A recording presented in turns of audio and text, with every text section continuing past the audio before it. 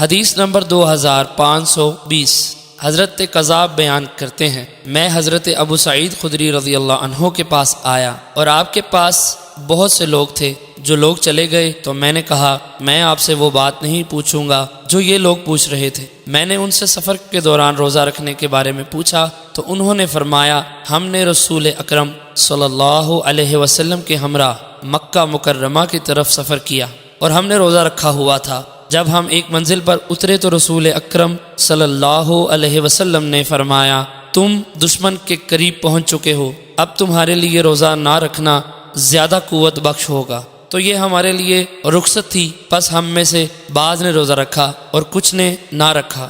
پھر ہم ایک اور منزل پر اترے تو آپ نے فرمایا تم صبح کے وقت دشمن کے پاس ہوگے، روزہ نہ رکھنا تمہارے لیے زیادہ طاقت کا باعث ہے، پس روزہ نہ رکھو۔ تو یہ آپ کی طرف سے لازمی حکم تھا تو ہم نے روزہ نہ رکھا۔